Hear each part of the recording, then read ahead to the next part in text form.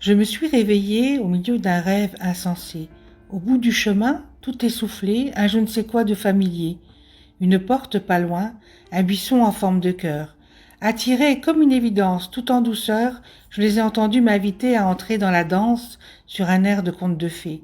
Des petits écureuils au milieu des feuilles éparpillées de ci de là, au rythme de leurs pas.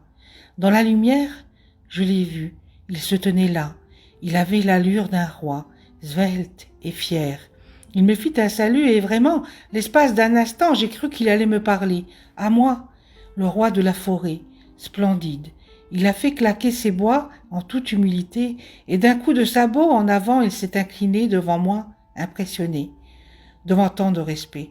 Je ne m'attendais pas à une telle entrevue car d'un coup d'un seul, le voile s'est levé. Il parlait et je comprenais, mot pour mot.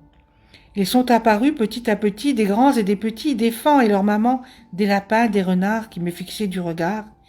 Ils m'ont tout raconté, les forêts dévastées, la peur de ces monstres les chasseurs, les routes qui ont détruit leur habitat, et moi, le cœur brisé, j'étais là, impuissante, sans pouvoir les rassurer, honteuse d'appartenir à ce monde où des hommes immondes tuent sans scrupule, abandonnent, manipulent, totalement impunis.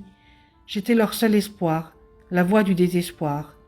Ils ont besoin de nous pour les défendre et se faire entendre.